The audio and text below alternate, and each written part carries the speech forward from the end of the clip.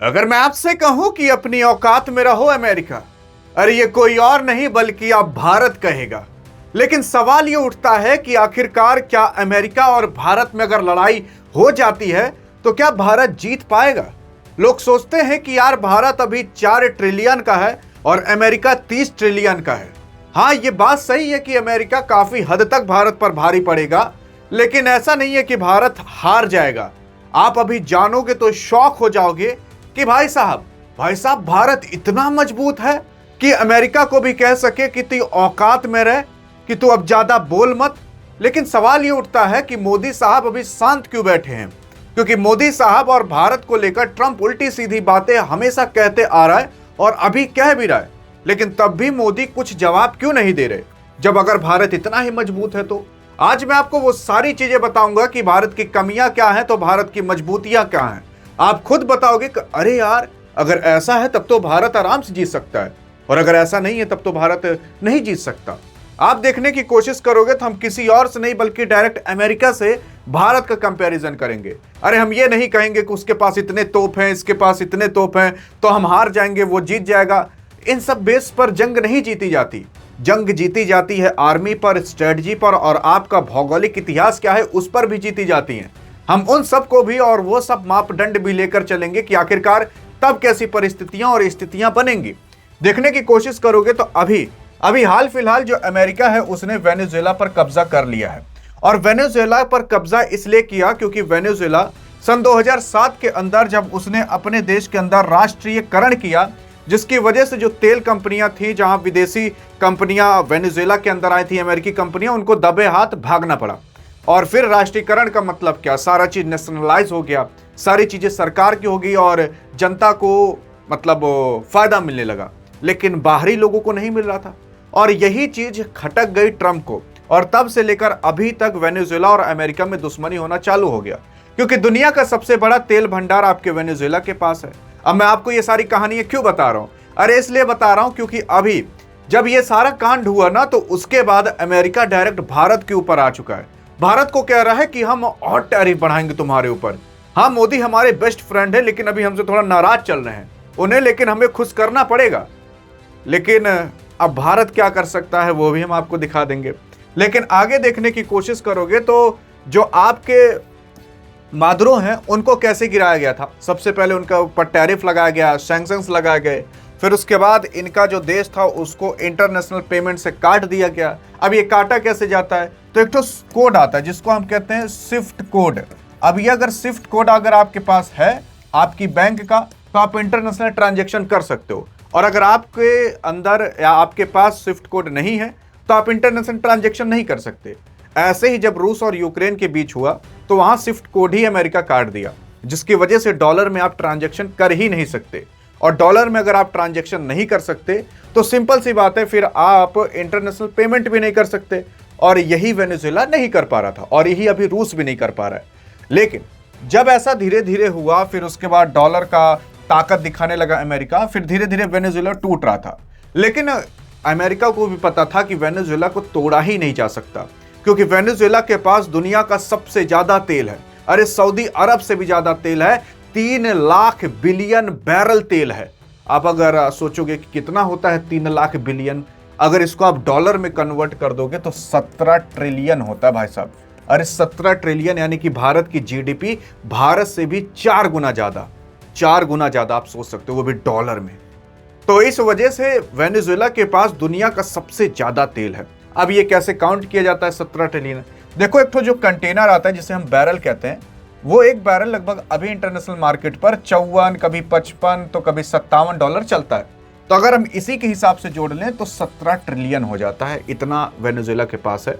अब अमेरिका सोचा कि यार ये तो तेल दे नहीं रहा है, नेशनलाइजेशन कर दिया अपने देश के अंदर, तो कम से कम हम इन्हीं को उठवा लेते हैं, और इनको उठवाने के बाद इनके देश को हम चलाएंगे। और अगर हम तेल हम चलाएंगे तो हम पूरा का पूरा ऑयल पर कब्जा कर लेंगे। इसी को एक बैरल कहा जाता है, एक कंटेनर जैसे ड्रम की तरह होता है ना, इसी कहा जाता है। ये लगभग इंटरनेशनल मार्केट पर अगर आप क्रूड ऑयल इसमें भरते हो तो वो $57-54 प्रति बैरल जाता है। तो इसके हिसाब से अगर काउंट कर लोगे तो 17 ट्रिलियन हो जाता है। अब आप खुद सोच कर देख सकते हो कि अगर अमेरिका केवल आधा भी कब्जा कर ले, आधा भी तेल निकाल कर अपने देश में लेकर चला जाए तो क्या होगा। अरे भाई साहब लगभग 8-9 ट्रिलियन लेकर चला जाएगा। और अमेरिका के ऊपर पता ही आपको 30-35 ट्रिलियन कर्ज ही है। तो आधा कर्ज तो ये केवल ऑयल से ही चुका देगा, जिसकी वजह से फिर उसको सोचने की जरूरत नहीं होगी कि आखिरकार हम कर्ज कैसे चुकाएं। क्योंकि अमेरिका के ऊपर इतना कर्ज है ना कि उसके कर्ज का जो इंटरेस्ट होता है, कईयों देश की तो उतनी जीडीपी नहीं होती जितना वो इंटरेस्ट केवल भरता है। लेकिन बहरहाल ऐसे ही अमेरिका भारत को भी तोड़ना चाहता है, जैसे वेनेजुएला को तोड़ा, सैंक्शन लगाकर, प्रतिबंध लगाकर। लेकिन उसको पता है कि भारत के ऊपर प्रतिबंध, टैरिफ हमने बहुत सारे लगाकर देख लिया, 50% तक भारत के ऊपर टैरिफ लगाकर देख लिया, लेकिन भारत टस से मस होने का नाम ही नहीं ले रहा। अरे भारत जो कहा, सोचा गया था ट्रंप के माध्यम से कि हम टैरिफ लगा देंगे तो भारत डर के मारा रूस से तेल खरीदेगा ही नहीं। अरे भाई साहब नवंबर के मंथ में और तेल खरीद लिया था। और उसी के ही साथ साथ भारत यार, जैसे उसकी ग्रोथ रेट वो सोचे थे जो अभी 7-8% जाती है वो 1-2% पर आ जाएगी, लेकिन वो अभी 6-7% पर अभी भी टिकी हुई है। जिसकी वजह से अमेरिका ने सोचा कि ऐसे इनको नहीं तोड़ा जा सकता। क्योंकि जब भारत के ऊपर टैरिफ लगाया गया ना, तो भारत ने अमेरिका को छोड़, क्योंकि भारत को भी पता चल गया था अमेरिका के ऊपर डिपेंड होना बहुत ज्यादा सही नहीं है, खतरे से खाली भी नहीं है। तो भारत ने उसी टाइम अपने लिए दूसरे ऐसे देश ढूंढ लिए जहां पर वो सामान को भेज सकता था, एक्सपोर्ट कर सकता था, अपने माल को वहां पर बेच सकता था। तो भारत के पास और भी रास्ते खुल गए। सेम ऐसी चाइना के साथ हुआ। अरे चाइना जो पहले बहुत कम एक्सपोर्ट कर पाता था, वैसे तो बहुत ज्यादा करता है, लेकिन जब से उसके ऊपर टैरिफ लगा तब से चाइना और ज्यादा एक्सपोर्ट करने लगा और ज्यादा बेचने लगा। अभी तो उसने ऑल टाइम हाई का ही एक्सपोर्ट कर दिया है। वैसे ही भारत भी धीरे धीरे और अपना साम्राज्य और देशों में फैला रहा है, जिसकी वजह से अमेरिका से डिपेंडेंसी हट जा रही है। यानी कि जो ट्रंप ने किया ना, वो जान जाइए टैरिफ लगाकर अच्छा ही किया, क्योंकि अब हमारे आंखों के सामने केवल अमेरिका ही एक ऐसा देश नहीं है बचा है जहां पर हम कुछ बेच सकते हैं, बल्कि अलग अलग देश भी आ चुके हैं जहां पर आप अपने सामान को एक्सपोर्ट कर सकते हो और उन्हें भी अपनी गुड्स और सर्विस दे सकते हो। अब भारत के सामने और भी रास्ते खुल गए हैं कि अगर इनको नहीं बेच सकते तो इनको दे सकते हैं, इनको दे सकते हैं, इनको दे सकते हैं। तो अमेरिका ने कुछ तो अच्छा किया। लेकिन आप देखने की कोशिश करोगे तो अमेरिका कैसे तोड़ता है दूसरे देश को। वो डायरेक्ट नहीं तोड़ता, वो किसी को फंसा कर तोड़ता है। जैसे कि आप देखने की कोशिश करोगे तो बांग्लादेश के अंदर पहले शेख हसीना का तख्ता पलट कराया, तो एक नोबेल पुरस्कार जो जीता हुआ था उसको प्रधानमंत्री बना दिया, और वो कोई और नहीं बल्कि मोहम्मद यूनुस है। अब मोहम्मद यूनुस आपको ना पता हो तो मैं बता दूं, नोबेल पुरस्कार, पीस नोबेल पुरस्कार विजेता है। सेम वैसी वेनेजुएला के अंदर कराया। वेनेजुएला का जो अभी हाल फिलहाल एक औरत नोबेल पीस पुरस्कार पाई है, उसको वो प्रेसिडेंट बनाने की कोशिश कर रहा है, वहां पर भी तख्ता पलट करा दिया। वैसे ही वो सेम भारत के अंदर कराना चाहता है कि भारत में तख्ता पलट कराए और किसी और दूसरे को प्रधानमंत्री बनवा दे, जिसकी वजह से वो जो प्रधानमंत्री रहे वो पूरा का पूरा अमेरिका का सुने और अमेरिका का तलवा चाटे। लेकिन भाई साहब भारत अभी ऐसा है कि भारत किसी का तलवा चाटता नहीं है, बल्कि भारत खुद का तलवा दूसरे देश से चटवा देता है। हाँ, वो चाहे क्रिकेट में देख लो, चाहे स्पोर्ट्स में देख लो, चाहे जिस चीज में देख लो, भारत अब सब चीजों में छप्पड़ फाड़कर आगे निकलता चला जा रहा है। लेकिन बहरहाल आगे देखने की कोशिश करोगे तो भारत के अंदर भी बहुत बार अमेरिका ने ट्राई किया है, जैसे कि चाहे पाकिस्तान हो जाए, बांग्लादेश हो जाए, और भी कई अन्य देशों के माध्यम से उसने घुसपैठ कराने की और प्रधानमंत्री मोदी को मरवाने की कोशिश की थी। एससीओ समिट के अंदर प्रधानमंत्री मोदी जी जब पुतिन से मिलने गए थे तो वहां पर कहा जा रहा था कि बांग्लादेश में एक ऐसा आदमी जो कि यूएस आर्मी से बिलोंग करता है, वो छुप कर बैठा है मारने के लिए, आपके किसी और को नहीं बल्कि मोदी को। आपको ये न्यूज़ पता होगी। तो ऐसे भारत के अंदर विदेशी ताकतें आकर भारत को गिराने की कोशिश करती हैं, ये सब आपको पता होना चाहिए। आप देखोगे तो क्वाड समूह में से भी भारत को बेइज्जती करने की कोशिश की थी, भारत को बाहर करने की कोशिश की थी। उसी के साथ साथ अमेरिका ने कई बार ऐसे भारत के ऊपर प्रतिबंध लगाए हैं और डरवाने की कोशिश की है कि यार कभी तो टस से मस हो जाए भारत, लेकिन भारत कभी टस से मस नहीं हुआ। जानते हो क्यों? क्योंकि भारत अब एक ऐसा देश बन चुका है जो कि एक्सपोर्ट तो करता है, लेकिन साथ साथ दूसरे देश से सामान खरीदता भी है। जैसे कि चाइना भारत के ऊपर कभी अटैक नहीं कर सकता, क्योंकि अगर चाइना भारत के ऊपर अटैक कर देगा ना तो उसका जानते हो उसका $100 बिलियन का नुकसान होगा, क्योंकि वो $100 बिलियन अब भारत के अंदर सामान बेचता है। आप खिलौने उलौने देखो, कोई भी चीज देखो, उस पर मेड इन चाइना लिखता है। डायरेक्ट आपके चाइना का $100 बिलियन का नुकसान होगा केवल एक वॉर करने से। इस वजह से चाइना कभी भारत से मारपीट नहीं करेगा। वैसी अमेरिका भी है, लेकिन अमेरिका भारत के मार्केट के अंदर घुसना चाहता है और भारत घुसने नहीं दे रहा है, और इसी वजह से अमेरिका बार बार भारत को डरवाता रहता है और कहता रहता है कि हम ये कर देंगे, हम वो कर देंगे। हाँ, थोड़ा बहुत वो करता भी है, लेकिन भारत अपनी परिस्थिति को संभाल ले जाता है। लेकिन क्या आपने सोचा है कि अगर मान लेते हैं कि हाथों हाथ भारत और अमेरिका एक ही साथ आकर लड़ जाएं, इधर अमेरिका की सेना इधर भारत की सेना, तो कौन जीतेगा? क्या आपने कभी सोचा है? अरे भाई साहब, आज आपको पूरा का पूरा पता चल जाएगा। अमेरिका चाह कर भी नहीं जीत सकता, कितना भी वो अपनी ताकत लगा दे, वो कई कीमत पर भी नहीं जीत सकता। क्यों? देखो, भारत को भगवान ऐसा बनाए ही है कि भारत को कभी कोई जीत ही नहीं सकता। इतिहास भी गवाह है, भारत को आज तक कभी कोई जीत नहीं पाया है पूरा का पूरा। लेकिन सवाल उठता है कि आखिरकार क्यों नहीं जीत पाया? भारत के पास ऐसा क्या चीज है जो कि किसी को पता ही नहीं है? देखने की अगर आप कोशिश करोगे ना, तो एक बार हम तुलना ही कर लेते। अगर आप कह रहे हो तो देखो, भारत के पास ना एक्टिव अगर सोल्जर्स की बात करें तो लगभग 14 लाख की है, 14 लाख की सेना, ठीक है। और अमेरिका के पास 9.5 लाख की है। तो देखो, सबसे ज्यादा ना मैदान में जब लड़ाई होता है तो वहां पर सोल्जर सबसे ज्यादा जरूरी होते हैं। टेक्नोलॉजी भी जरूरी होती है, लेकिन सोल्जर्स उससे ज्यादा जरूरी होते हैं, क्योंकि टेक्नोलॉजी को चलाने का काम सोल्जर्स ही करेंगे। तो अगर आपके पास सोल्जर्स ही कम है तो पहला बेनिफिट तो उसे मिल जाता है जिसके पास सैनिक ज्यादा है। अरे भाई साहब, अगर गोली लगेगी ना तो आदमी की मौत होगी ही होगी, और अगर सोल्जर ज्यादा है तो गोली की बौछार भी ज्यादा होगी। तो ये सारी चीजें में मायने रखती हैं। लेकिन एक बार देखते हैं भौगोलिक रूप से कि भारत कभी कोई जीत क्यों नहीं पाया। देखने की कोशिश करोगे तो चलो हम पूरा का पूरा चप्पा चप्पा कोना कोना देखते हैं कि अगर कोई एंटर करने की कोशिश करेगा तो भारत अपने आप को कैसे डिफेंड करेगा। यहां से लेकर पूरा यहां तक आपको पता होना चाहिए कि पहाड़ी एरिया है। अरे भाई साहब, यहाँ नेपाल में माउंट एवरेस्ट है, इधर कंचनजंगा है जो कि तीसरा सबसे बड़ा मतलब पहाड़ माना जाता है दुनिया का। माउंट एवरेस्ट पहला माना जाता है, और यहाँ से पूरा हिमालय ही चालू हो जाता है। तो यहाँ से तो कभी कोई एंटर कर ही नहीं सकता। अरे हेलीकॉप्टर क्या 8-8 किलोमीटर ऊंचाई थोड़ी ना उड़ेंगे? हेलीकॉप्टर भी नहीं आ सकते। और भाई साहब, यहाँ पर इतनी ठंड रहती है ना इस ग्लेशियर में कि कभी कोई यहाँ पर पेट्रोलियम तक नहीं कर पाता। अरे मतलब कोई कभी यहाँ पर जाकर अपनी सीमा की रक्षा भी नहीं कर पाता, केवल एक देश को छोड़कर, वो है भारत। हाँ जी हाँ, भारत ही एक ऐसा देश है जो कि यहाँ पर अपनी सीमा की रक्षा करता है जाकर, और भारत के ही ऐसे सैनिक हैं जो कि यहाँ पर रह सकते हैं। भाई साहब, माइनस पता नहीं कितना डिग्री सेल्सियस यहाँ पर रहता है। उतने में तो यार अगर आप कुछ खा रहे हो ना, तो जब तक मुंह में डालोगे तब तक वो लोहा हो जाएगा, इतना वहां पर ठंडी पड़ता है, इतना ठंड रहता है वहां पर। तो यहाँ पर केवल भारत ही रहता है।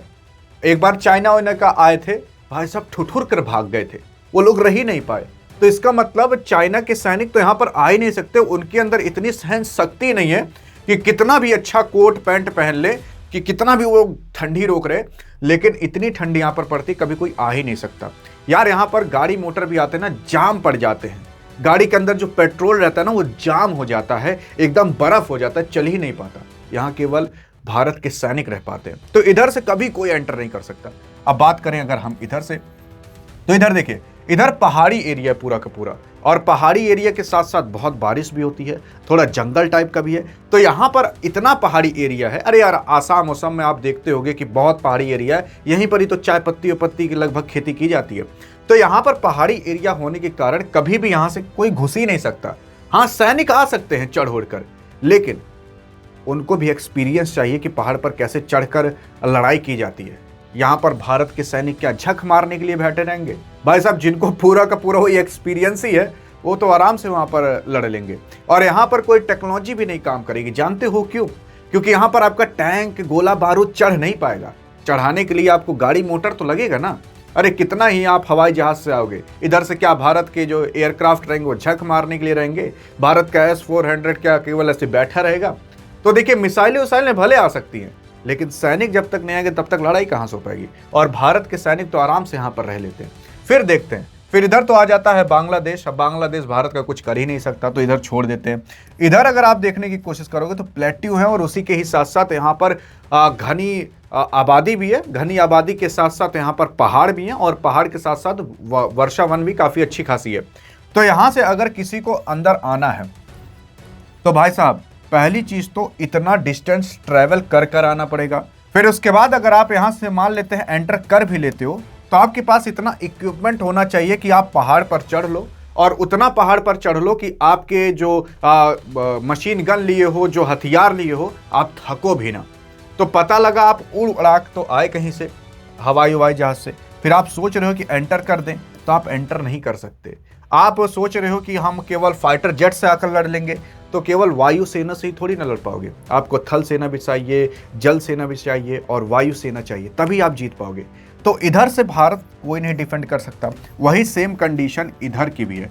अब इधर अगर आप राजस्थान से यहाँ पर देखने की कोशिश करोगे, तो यहाँ पर थार रेगिस्तान है, और ये थार रेगिस्तान इतना गर्म है ना कि यहाँ पर अगर कोई भी आप गाड़ी ले आओगे भाई साहब, वो ओवर हीट हो जाएगी, चलेगी ही नहीं। जो चक्का रहेगा ना उसका, वो पिघल जाएगा, इतनी गर्मी रहेगी। तो यहाँ से तो आप कभी नहीं घुस सकते यार। यहाँ से पाकिस्तान एक बार घुसने की कोशिश किया था, जुतवा जल गया था, पैरों और छाला पड़ गया था, वापस दुम दबा के भागना पड़ा। और फिर इसके अगर आगे आ जाते हो, चलो मान लेते हैं, तो यहाँ पर तो अरावली पर्वत है पूरा का पूरा। फिर चलो गाड़ी मोटर लेके चले भी आए, अरावली पर्वत अब क्या चढ़ा दोगे आप? नहीं चढ़ पाएगा ना तोपो। तो यहाँ से भी आप घुस नहीं सकते। तो भारत जो चारों तरफ इस डिजाइन से बना हुआ है ना, कि भारत को कभी कोई जीत ही नहीं सकता, वो चाहे अमेरिका रहे चाहे जो रहे। अरे चलो मान लेते हैं कि आप इतना दूर से ट्रैवल करके अपना ले आए हो हवाई जहाज। अरे हवाई जहाज में तो फ्यूल भी तो रहता है, कितना ही आप फ्यूल भर के ले आओगे भैया? आए भी, मार कर चले भी गए। हाँ, केवल आप मिसाइल से भले अटैक कर सकते हो, चलो मान लेते हैं आ भी गए। तो भारत के पास एक्टिव सोल्जर 14 लाख हैं। तो क्या एक्टिव सोल्जर अगर खाली हैसो बैठे रहेंगे ना, धड़ाक धड़ाक से उड़ाते रहेंगे, आप आइए उड़ गए, क्या खाली वैसे बैठे रहेंगे? भारत के पास ब्रह्मोस मिसाइलें, अग्नि 5, उसी के साथ साथ कई और सारी चीज़ें, मैं कितने आपको मिसाइलों का नाम गिनाऊं, बहुत सारी पड़ी हैं। फिर एट द एंड आपको पता ही होगा कि 180 भारत के पास न्यूक्लियर बम तो हैं, जो कि पूरी दुनिया को एक बार ख़त्म करने के लिए तो काफ़ी आप मान ही सकते हो। आधी दुनिया को तो भारत अकेले ख़त्म कर सकता है अगर इतना न्यूक्लियर बम का इस्तेमाल कर दे तो भारत से जीतना मुश्किल ही नहीं, नामुमकिन है। लेकिन जब भी भारत को ट्रंप धमकी देते हैं, तो भारत कभी कुछ बोलता क्यों नहीं है? देखिए, असल में भारत को आप भले इस तरीके से लड़ाई में न तोड़ पाओ, लेकिन भारत को अगर आप अभी देखोगे तो भारत काफ़ी आगे बढ़ चुका है। और हाँ, आप कहोगे कि इंदिरा गांधी रहा करती तब तो बोल दी करती थी, अमेरिका से पंगा ले लिया करती थी, आज मोदी क्यों नहीं लेते? देखो, मैं मोदी को डिफेंड नहीं कर रहा हूँ, असल में तब की कंडीशन दूसरी थी। तब भारत 1971 के अंदर भारत की जो जनसंख्या थी बहुत ज़्यादा 50-60 करोड़ थी। आज अगर आप देख लोगे यूपी, महाराष्ट्र, बिहार, दिल्ली जोड़ लो ना, तो भारत की जनसंख्या उतनी हो जाती है। तो अगर अब कोई टैरिफ लगाता है या फिर कोई चीज़ भारत में रुक जाती है, तो लगभग 150 करोड़ लोगों पर असर पड़ेगा और कईयों लोगों की जान तक जा सकती है। इसीलिए भारत कभी रिस्क नहीं लेना चाहता, क्योंकि भारत ग्रो करती हुई एक कंट्री है। और इसी तरीके से अगर ये अपनी गाड़ी निकाल दिया, तो भाई साहब 10 साल के अंदर पता है भारत कहाँ होगा? 10 साल के अंदर भारत इसका 2 से 3 गुना हो जाएगा, और उसके 10 साल के अंदर तो भाई साहब छप्पड़ फाड़ निकल जाएगा, कोई पा ही नहीं पाएगा भारत को। तो भारत सोच रहा है कभी जिसको भौंकना है भौंकने दो, भौंक लें, समय बता देगा कि आखिरकार ज्यादा आगे कौन है। और इसी वजह से भारत कभी किसी से जंग नहीं चाहता। कोई कुछ बोल रहा है तो भौंकने दो, और क्या चाहिए आपको? क्या लगता है कि भारत इसी रफ्तार से निकलता रहेगा और भारत को क्या कभी कोई हरा पाएगा? मैंने जिस हिसाब से आपको बताया, तो इस हिसाब से कभी नहीं लगता कभी भारत कोई हरा ही पाएगा। लेकिन कमबख्तों को देखोगे तो अभी अरावली पर्वत तोड़ने की बात कर रहे हैं। तो अगर अरावली पर्वत टूट गए तब तो भाई साहब इधर तब तो कोई ना कोई घुसपैठ कर ही सकता है। लेकिन तब भी भगवान ने इधर थार रेगिस्तान दे रखा है, क्योंकि उनको पता है कि अगर इंसान कोई गलती करेगा तब भी हम भारत को बचाने के लिए कुछ ना कुछ और दिए हैं। और अगर ऐसी ही जानकारी चाहिए, छोटी से छोटी और बड़ी से बड़ी, ताकि आपसे कोई भी चीज कभी मिस ना हो, तो डिस्क्रिप्शन में मैंने आपको टेलीग्राम का लिंक दे दिया है, नया ही बना है। वहां पर अब सभी चीजें अपलोड होना चालू होंगी, करंट अफेयर, जीके, सब कुछ। और आप वहां से आराम से वो सारी चीजें पा सकते हो, सबसे जल्दी वो भी जाकर फॉलो कर सकते हो। एकदम फ्री आपके लिए रखा हूं, नो कॉस्ट नो चार्ज। तब तक लिए जय हिंद, जय भारत।